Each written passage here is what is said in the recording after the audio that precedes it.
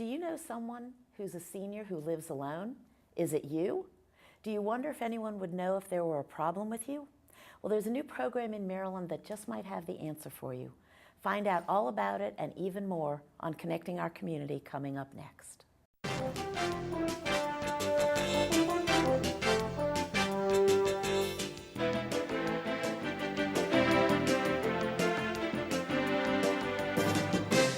Hi, I'm Pat Shoemaker. Welcome to Connecting Our Community. Our guest tonight is George Griffin with the Maryland Department of Aging. Welcome, George. Thanks, thanks for having me. Sure, and not that I know anybody who's aging, certainly. Everybody's aging. Exactly. Well, that's your life journey, you're aging. It starts early from day one, and everybody's aging. That's right. And thank goodness there are more programs and things that are coming for people who are aging, because there seems to be a larger part of the population is the older population. Is that true, or is it just because that's my part of it? No, it's absolutely true. And it's not just here, but it's very prominent in Maryland that our so-called aging or senior population is increasing. And the statistic that's used, or the age that everybody uses to determine if you're a senior or not, is over 60. And the reason they do that, that's what the federal government uses. And that's, you have to be over 60 to be considered a senior for a lot of federal programs and so forth. So all the states use that just to keep everything consistent in terms of counting their population. But just a few years ago in 2015, there were about 1.2 million people in the state of Maryland that were over 60, a little less than that. And in just a little less than 12 years, the start of 2030, which will be here before we know it, right, believe it or not, there'll be over 1.7 million Marylanders. So another 500,000 people, wow, just in the state of Maryland in that cohort. And that means that in 2030, over 25% of the total population of Maryland will be a senior. Wow. So it's the fastest growing constituency in the state. So there's a lot of people, it's growing, and it's a bigger percentage of the total population. I had no idea it was going to be that huge a number. Yeah, over a quarter of the total population will be over 60. Wow. So what does the Maryland Department of Aging do? I mean, is there a specific goal that they want to have X program in place by 2030, or what's the main emphasis? Well, we're working now, not just waiting until 2030, but we're working now, but mindful of the fact that it's a growing constituency and a constituency with growing needs, because people who are considered a senior, it's not a homogeneous group. There are a lot of differences, and particularly when you're talking about a significant portion of the population, like a quarter. So people of the same age, living in the same neighborhood, an outsider might think, well, they have similar needs, or their circumstances are similar. Could be very, very much different in terms of their health and their concerns, or their health needs, their resources, their personal resources, their support system, their engagement in the community. So there's a lot of different needs among a growing population. So it does put a lot of pressure on us to come up with programs. Yeah, and that's what I was going to say. So how do you determine where you should focus? There are so many different things, as you were just saying.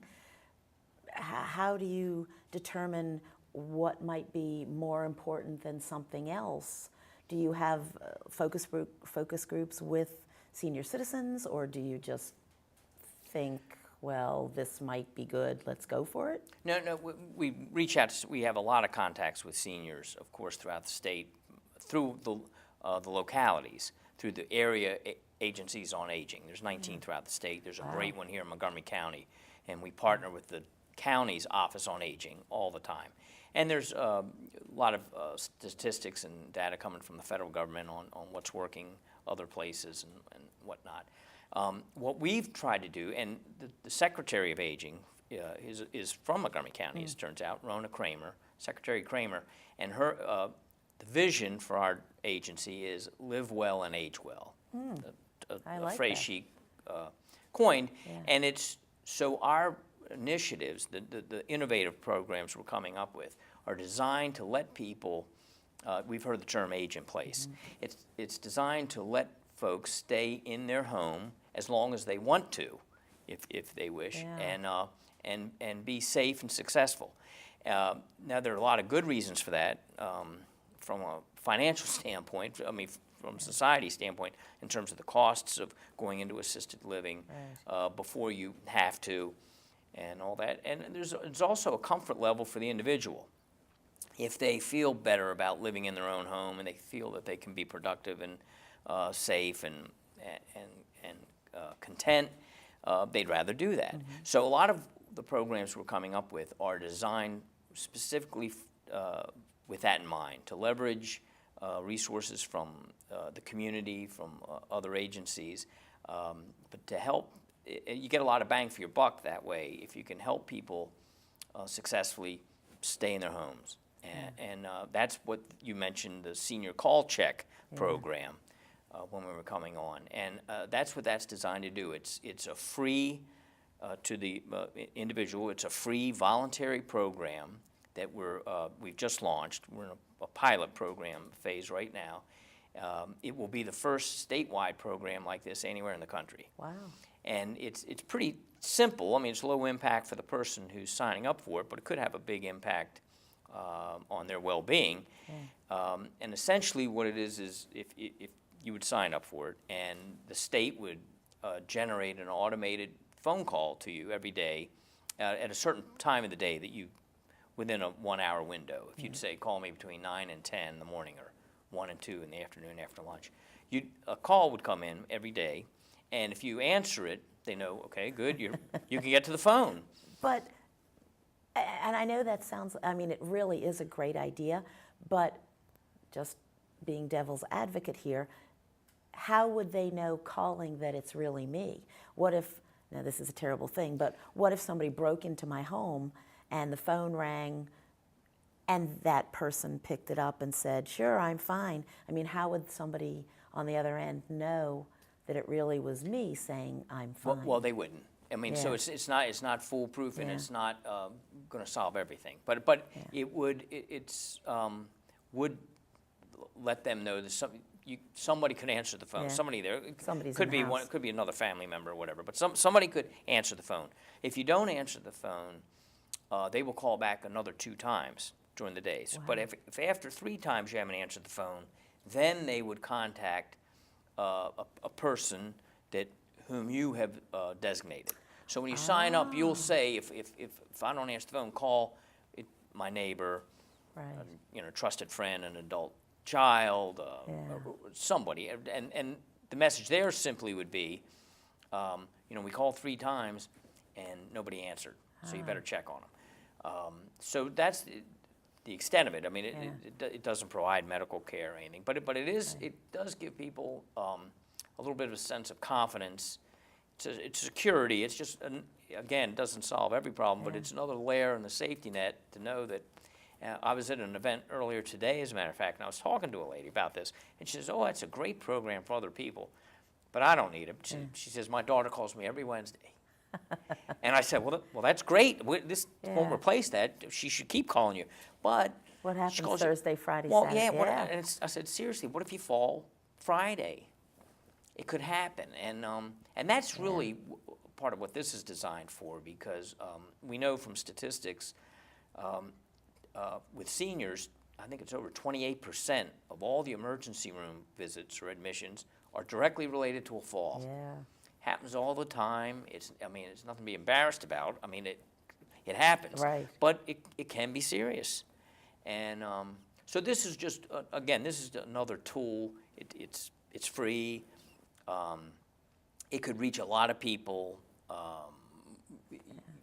just automatically. Yeah. So it could be a statewide program. Yeah, and it's interesting because I was thinking about this before the show and thinking if someone were to call me for a well check or whatever it's called, and I didn't answer the phone, and then someone came to the door, how would I know that that someone coming to the door was someone that really is from the Department of Aging, but it's because it's somebody that I would designate in advance to come to the door to check on me if I didn't Yes, answer the phone, so it's not a stranger. Correct. We would, no Yeah. one would come to your door. Yeah. And it'd be a phone call to say, check on them, or whether by phone or whatever. So- And you could cancel, if you're gonna go on vacation, you Yeah. can call and stop and then start it again later, so. So how does somebody get involved in doing that? How does somebody get involved having the call made?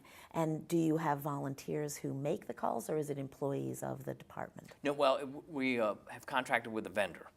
And it's, one of the beauties of this program is there's a funding source, dedicated funding source already.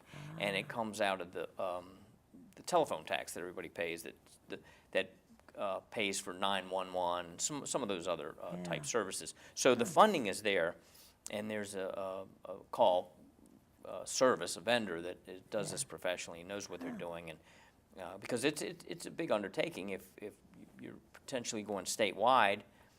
Right. So And so how would somebody sign up for it if I wanted to be called, or if I wanted my grandmother to be called? they could sign up with the Maryland Department of Aging. You call us. There's an 800 number where you can sign up immediately, or you can go to the website, which is aginginmaryland.gov. But no, exactly. you can do it by phone call or on line. Sign up, and then you could designate who you want to have receive the call. And is there a cutoff? In other words, you have to be 60 to have it start, I presume? 65. 65? 65 Okay. and over. Anyone that's 65 or over. So, and there's no upper range? No. Just no. 65 to $1 million? Right, well, that's right. That's right. No, but anyone 65 and Yeah. over in Oh, the state. And so that's just one of the innovative Yeah. programs that we're trying to allow people to remain in in their place homes. if they can. That's a great idea. Well, we actually are coming to our first break, so we will be back shortly after this break, and we'll hear about all the really great other things that are available for yourself if you're aging and maybe don't have a huge support system at home, or if you have relatives, friends, or neighbors, or people that you think would benefit from this type of thing. So please join us after the break. We'll be right back.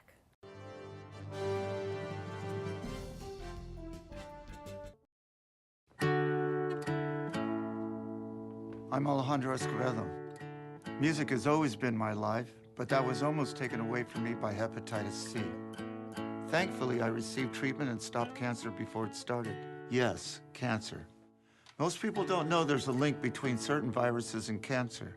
I didn't know, but I do now, and so should you. That's why I've partnered with the Prevent Cancer Foundation. The 3 most common viruses linked to cancer are human papillomavirus, or HPV, hepatitis B, and hepatitis C. Every year, more than 27,000 men and women are diagnosed with a cancer caused by HPV, and up to 65% of all liver cancers are caused by Hep B or C. These cancers are preventable. Getting screened, vaccinated, and treated isn't scary, but cancer is. For more information, visit thinkaboutthelink.org. Together, we can stop cancer before it starts. Hi, my name is Pat Shoemaker, and welcome back to Connecting Our Community. We're meeting with George Griffin from the Maryland Department of Aging, finding out all these really cool things that the department does for people who are 60, 65, and older.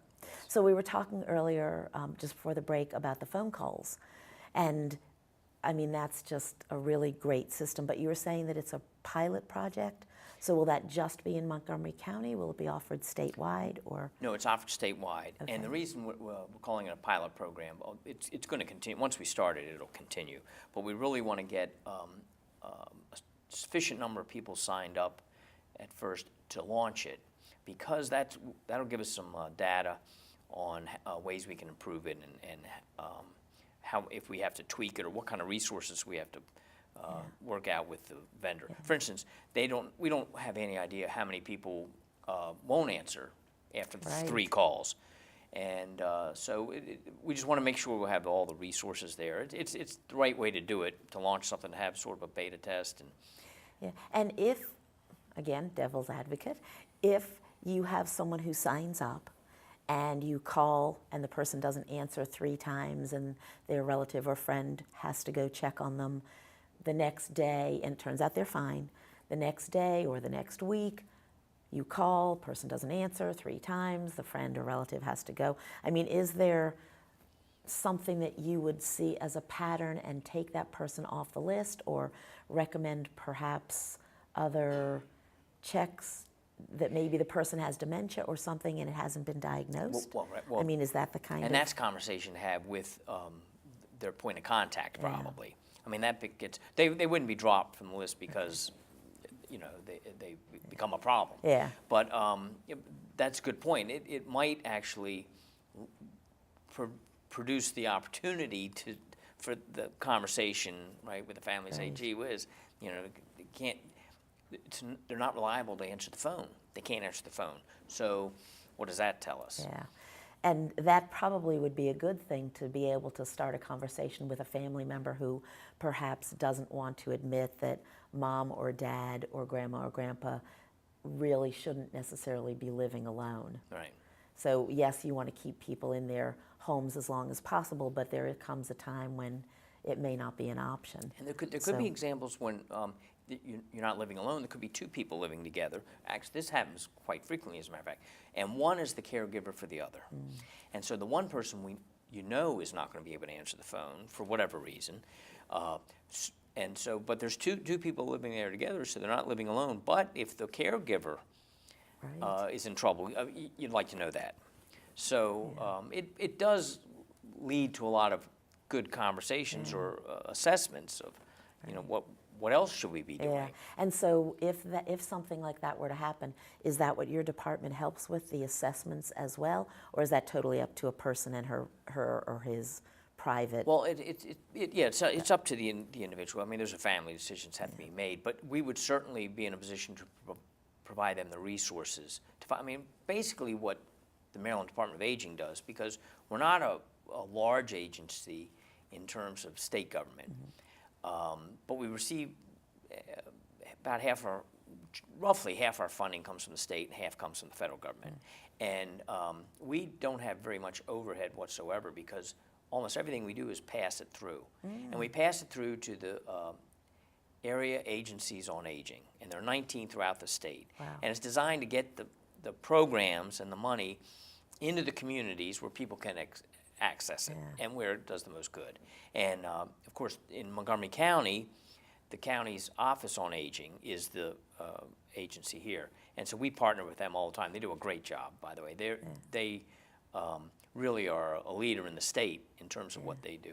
And so what they would do and what we do through Maryland Access Point, which is another way for residents to contact us, we want to provide information, find out what resources they want or need, get them in touch with that. Whether it could be meals delivered at home, home care respite, which allows, if somebody is a family member is taking care of another person in home all the time, so you have a caregiver, but that person's going to need a break occasionally. They've got to run errands and go out. So there's a respite program. Somebody will come in and give them a break.